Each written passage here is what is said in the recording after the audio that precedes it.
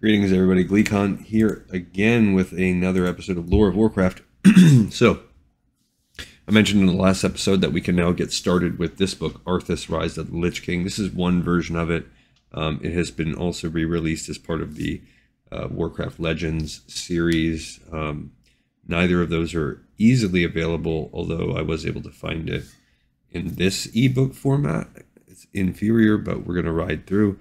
We have a little prologue that we can read that's short, and on the next episode we'll read that chapter I mentioned that was in parallel where to the last one we just read on the last episode from Tides of Darkness. This one I'm assuming comes from the future, and I'm assuming it's coming, I don't know, let's read it and we'll discuss at the end. So stay a while and listen to this episode. This is another one by Christy Golden, and which she wrote our Rise of the Horde for us, which was a pretty good one. It says this book is dedicated to all the Warcraft lore lovers out there. I hope you enjoy reading this as much as I enjoyed writing it. Well, we definitely, myself and anybody that's watching this show with me, definitely qualifies as a Warcraft lore lover. Special thanks to Chris Metzen yet again. I think she thanked him last time, and I think he's one of the makers of WoW. He's one of the lore writers. For his passion for the game and its lore, to Evelyn Fredrickson, Mickey Nielsen, Justin Parker, and Evan Crawford at Blizzard for their diligent aid and help in research. So big a book with so many details could not have been written without their cheerful and accurate help and support. How do you land that gig? You are someone at Blizzard that just helps in researching the game's lore? Sign me up. I will gladly quit my day job and go work for Blizzard, being a researcher for the lore there. All right, so this one comes with a map. That's pretty neat. We have the Eastern Kingdoms where it begins. This is actually useful for us right now. Stormwind City is down there, currently in flames. Ironforge, Cosmo Dawn. I don't know that Ironforge...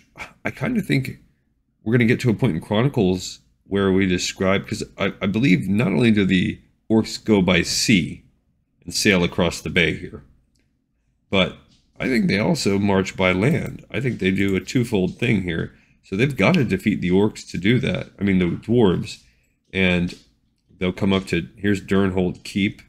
I don't remember exactly what that one is. Maybe that's near Stromgarde. Maybe that's synonymous. There's Dalaran, Lordimir Lake across the bay, or across the Lordimir Lake is capital city, which becomes the Undercity. The Balnir Farmstead, I think, is mentioned, if not in this book, in the other book. Anderhall, we know that that's where Kel'Thuzad starts up the war, so not so important now, but definitely more important when it comes to this storyline.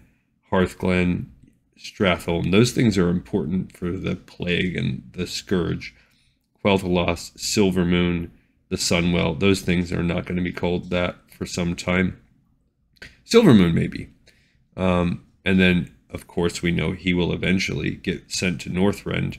There's Daggercap Bay, which is where the Alliance start their adventures in Horde in Northrend.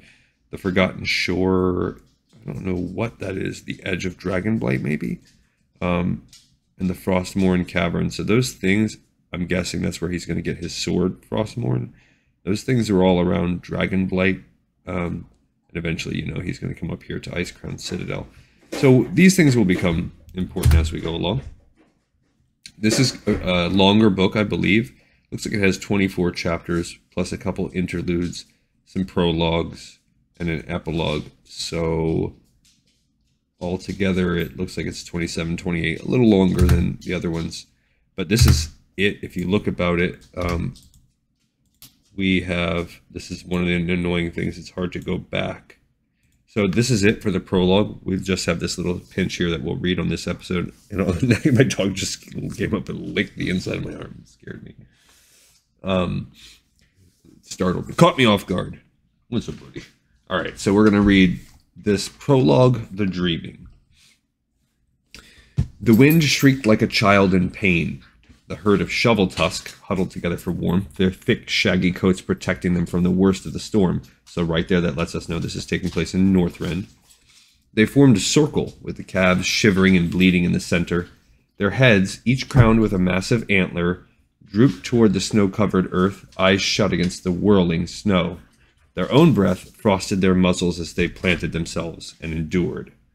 In their various dens, the wolves and bears waited out the storms, one with the comfort of their pack, the other solitary and resigned. Whatever their hunger, nothing would drive them forth until after the keening wind had ceased its weeping and the blinding snow had worn itself out. Okay, so that's most likely in that Howling Fjord type region. The wind roaring in from the ocean to beat at the village of Camagua, tore at the hides that stretched over frames made of the bones of great sea creatures. When the storm passed, the Tuskar, whose home this had been for years uncounted, knew they would need to repair or replace nets and traps. Their dwellings, sturdy though they were always harmed when this storm descended. They had all gathered inside the large group dwelling that had been dug deep into the earth, lacing the flaps tight against the storm and lighting smoky oil lamps. So definitely we are at the Howling Fjord area, and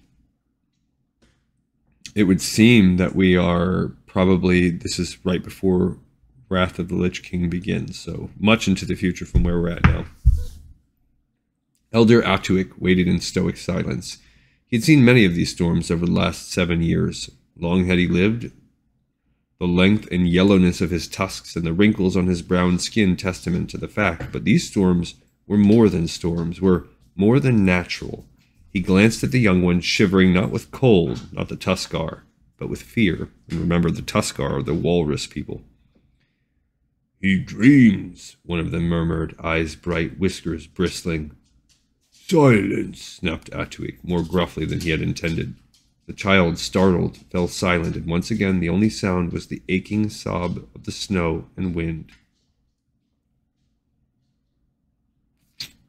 Okay.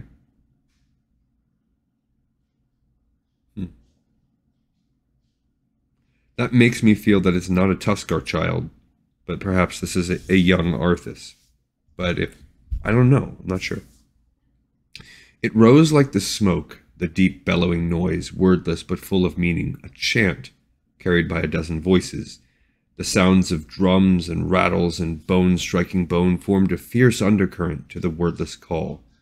The worst of the wind's anger was deflected from the Tonka village by the circle of posts and hides, and the lodges, their curving roofs arching over a large interior space in defiance of the hardships of this land, were strong. And remember, the Tonka are another of the races that are indigenous to Northrend. They're like a, I don't know, kind of like a version of the Tauren, but they're more like a bison sort of thing. Over the sound of deep and ancient ritual, the wind's cry could still be heard. The dancer, a shaman by the name of Kamiku, missed a step and his hoof struck awkwardly. He recovered and continued. Focus. It was all about focus. It was how one harnessed the elements and wrung from them obedience. It was how his people survived in a land that was harsh and unforgiving. Sweat dampened and darkened his fur as he danced. His large brown eyes were closed in concentration, his hooves again finding their powerful rhythm. He tossed his head, short horns stabbing the air, tail twitching.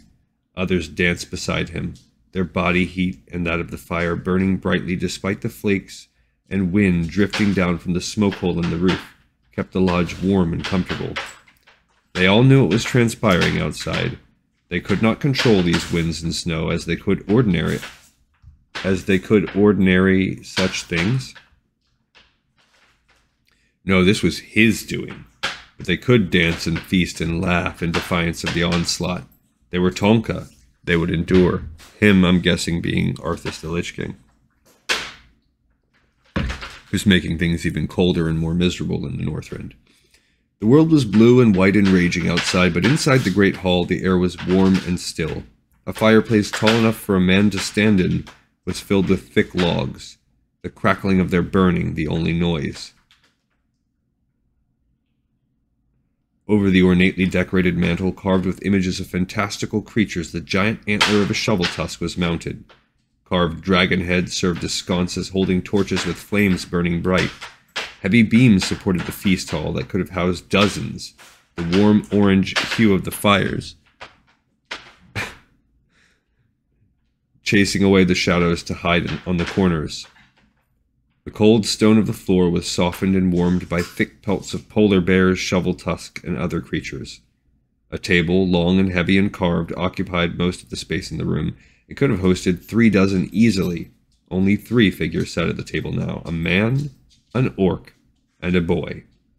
None of it was real, of course. The man who sat at the place of honor at the table, slightly elevated before the other 2 in a mammoth carved chair that was not quite a throne, understood this. He was dreaming. He had been dreaming for a long, long time. The hall, the shovel-tusk trophies, the fire, the table, the orc and the boy, all were simply a part of his dreaming. The orc on his left was elderly but still powerful. The orange fire and torchlight flickered off the ghastly image he bore on his heavy-jawed face, that of a skull painted on. He had been a shaman, able to direct and wield vast powers, and even now, even just as a figment of the man's imagination, he was intimidating. The boy was not. Once he might have been a handsome child with wide sea-green eyes, fair features, and golden hair, but once was not now. The boy was sick. Not sure which orc. That's again going to have to be something from Warcraft 3. The boy that's got to be a memory of Arthas, I think. Man, I'm trying to remember who that old gray-haired orc is that's part of things. Oh, what's his name? It'll come to me. He was thin, so emaciated that his bones seemed to threaten to slice through the skin. The once bright eyes were dimmed and sunken, a thin film covering them. Pustules marked his skin, bursting and oozing forth a green fluid. Breathing seemed difficult, and the child's chest hitched in little panting gasps. The man thought he could almost see the labored thumping of a heart that should have faltered long ago but persisted in continuing to beat. I wonder if that's the plague from the Forsaken. "He is still here," the orc said, stabbing a finger in the boy's direction. "He will not last," the man said. As if to confirm the words, the boy began to cough. Blood and mucus spattered the table in front of him, and he wiped a thin arm clad in rotting finery across his pale mouth. He drew breath to speak in a halting voice, the effort obviously taxing him.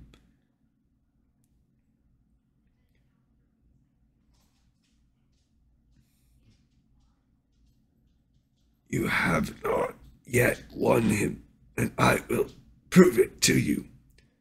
"You are as foolish as you are stubborn," the orc growled. "The battle was won long ago." The man's hands tightened on the arms of his chair as he listened to both of them. This had been a recurring dream over the last few years. He found it more tiresome than entertaining. "I grow weary of the struggle. Let us end this once and for all." Sorry, I don't know what voices I'm really supposed to be doing because I don't fully know who these people are. The orc leered at the boy, his skull face grinning hideously. The boy coughed again, but did not quail from the orc's regard. Slowly, with dignity, he straightened, his milky eyes darting from the orc to the man. "Yes," the orc said, "this serves nothing. Soon it will be time to awaken. Awaken and move forward into this world once more." He turned to the man, his eyes gleaming. "Walk again the path you have taken." The skull seemed to detach itself from his face, hovering above it like another entity, and the room changed with its movement. The carved sconces that a moment before were simple wooden dragons undulated and rippled, coming to life, the torches in their mouths flaring and casting grotesque dancing shadows as they shook their heads. The wind screamed outside, and the door to the hall slammed open. Snow whirled about the 3 figures. The man spread his arms and let the freezing wind wrap about him like a cloak. The orc laughed, the skull floating over his face, issuing its own manic peals of mirth. "Let me show you that your destiny lies with me, and you can only know true power through eliminating him." The boy, fragile and slight, had been knocked out of his chair by the violent gusts of frigid air. Now he propped himself up with an effort, shaking, his breaths coming in small puffs, as he struggled to climb back into his chair. He threw the man a look of hope, fear, and odd determination. "All is not lost," he whispered, and somehow, despite the orc and the skull's laughter, despite the shrieking of the wind, the man heard him. So I don't know what that is. Is the man supposed to be Arthas? Is the boy his own young self? Is the orc symbolic with its skull of the undead side of things? I don't know, and we're going to learn more as we push forward in the other lore and in this book somewhat, but I just didn't want to skip this. This was just an insight, a foreshadowing of things that are going to come in this book, which we'll not get to for quite some time. But it does set us up for the next episode where we can get back to the basics, back to the beginning and to the chapter that paralleled the one we already read. All right, this episode is in the pipes 5x5. I thank you so much for listening, and I'll see you in the next episode of Lore of Warcraft.